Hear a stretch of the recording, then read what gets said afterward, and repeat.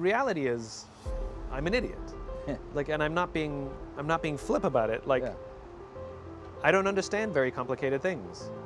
And so I ask a lot of questions so that the person who's telling me something complicated, who's talking in terms as if I understand them, finance or neuroscience, I don't know what you're talking about. And I ask enough questions just so that I understand it. So is what you're saying this? No, that's not what I'm saying. Well, what are you? So I'll give you a perfect example. So a long time ago, I had a client. They were a public company, and they brought me on to do some work for them. But they invited me to sit in on a meeting from the consultant that they had hired.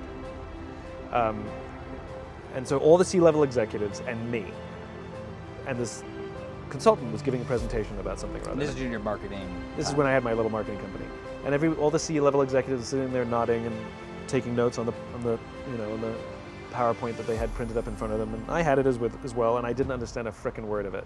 Right? I was like looking around, like and so I'd raise my hand and say, "I'm really, really sorry. I know I'm the only person in this room without an MBA, but this doesn't make sense. Like, you say A plus B equals C, but based on your logic, A plus B equals D. Can you just say it again, please? I'm really sorry to slow the meeting down, everybody."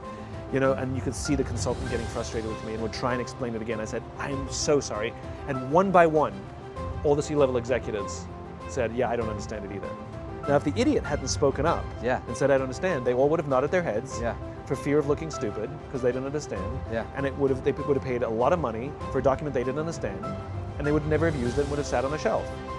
And it's because I'm okay being the idiot. Like, that's why I'm not being flip. I'm okay.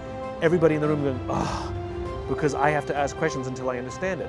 But the reality is once I can get to the point where I understand it, I can get it so simple that I understand it, and I can say it in simple terms. That means other people understand it too. So there's a lot of value being the idiot.